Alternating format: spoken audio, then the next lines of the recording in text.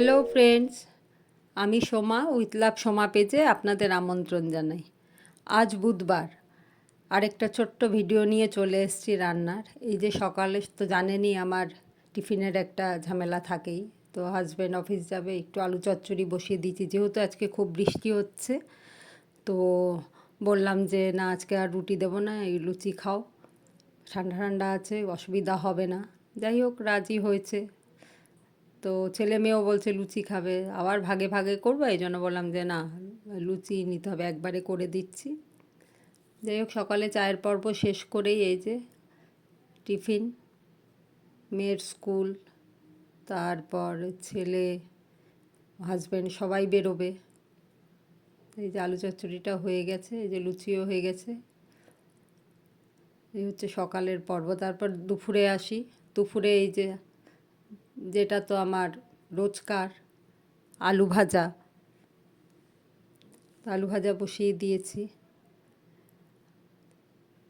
বৃষ্টি খুব আনন্দ হয় আমার, জানেন তো, বৃষ্টির ওয়েদারটা আমার খুব ভালো লাগে। ওই যে ডিম সিদ্ধও বসিয়ে দিয়েছি একদিকে, একদিকে আলু সিদ্ধ, আর চিচিঙ্গা এনে রেখেছিল, তো চিচিঙ্গাগুলো একটু ছাড়িয়ে নিচ্ছি। চিচিঙ্গা দিয়ে এমনি ভাজা করবো আর কি, পেঁয়াজ রসুন দিয়ে। আর ফ্রিজে হঠাৎ মনে পড়েছে, ফ্রিজে সেদিন যে পটল চিংড়ি করেছিলাম, অল্প চিংড়ি মাছ রয়ে গেছে, খুবই সামান্য। তো ওই চিংড়ি মাছটাও এতে দিয়ে দেবো। চিংড়ি মাছ দিয়ে একটু ভাজা, পেঁয়াজ রসুন দিয়ে।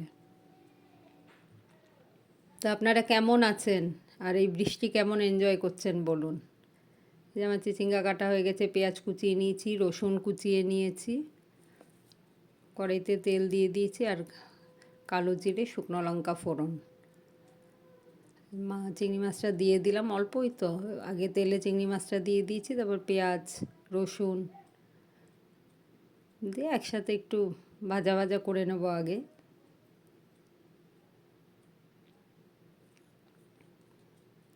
কোথায় কোথায় বৃষ্টি হচ্ছে, আপনাদের ওখানে কি বৃষ্টি হচ্ছে? কমেন্ট করে জানাবেন। বৃষ্টি ভালো লাগে, কিন্তু সেটা ঘরে বসে, বাইরে বেরোলে বৃষ্টি ভাল লাগে না। বৃষ্টির দিন ওই সাথে সাথে জল কাদা, তার উপর থেকে হেঁটে যাওয়া, ও ভীষণ বিরক্তিকর। এই যে চিচিঙ্গাটা দিয়ে দিলাম, মশলাটা কষিয়ে এর মধ্যে লঙ্কার গুঁড়ো, হলুদ, নুন সব দিয়ে চিংড়ি মাছটা একটু কষিয়ে নিয়েছি। এবার এর মধ্যে চিচিঙ্গাটা দিয়ে দিয়েছি।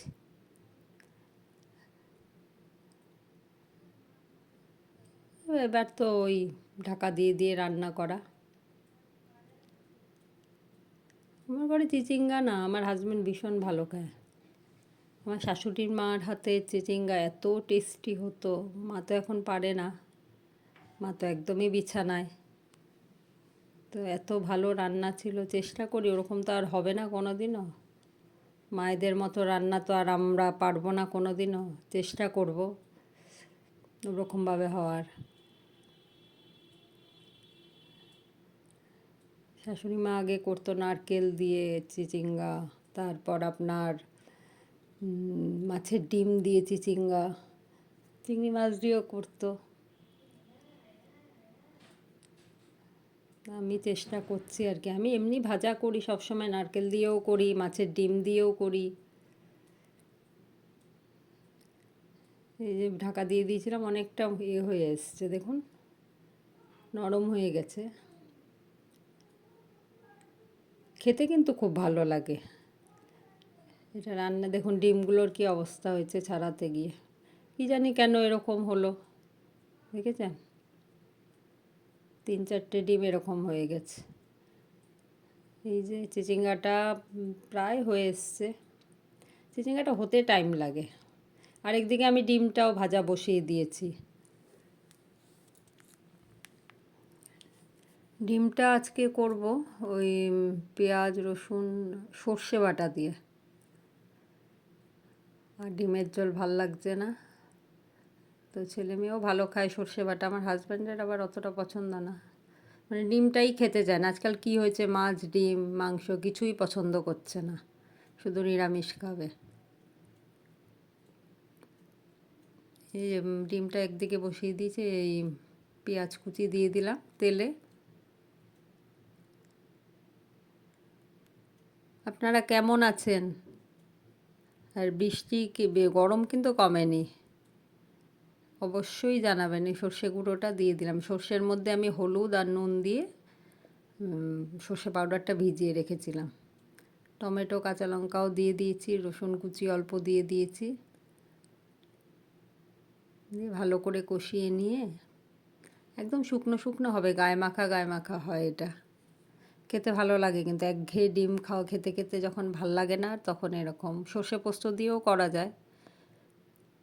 আমি সর্ষে পোস্ত দিয়ে যখন করি তখন আর পেঁয়াজটা স্কিপ করি, পেঁয়াজ দিই না, পেঁয়াজ রসুনটা।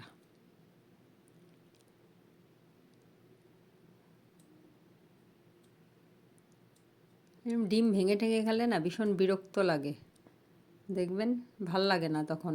যে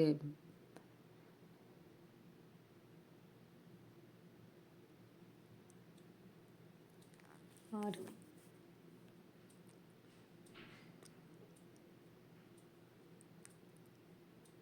এই হয়ে গেছে, দেখছেন রঙটাও সুন্দর এসছে। এই যে আমার ডিম হয়ে গেল। আমার ডিম না, মানে ডিম রান্না হয়ে গেল আর কি। এই দেখিয়ে দিই কী কী করেছি। এই যে চিচিঙ্গাটাও হয়ে গেছে, ডাল, ডিম আর আলু ভাজা। সকালে যে আলু চচ্চড়ি করেছিলাম লুচির সাথে, ওই আলু চচ্চড়িও রয়ে গেছে। যাই হোক, আমার ভিডিও কেমন লাগলো অবশ্যই জানাবেন। ধন্যবাদ।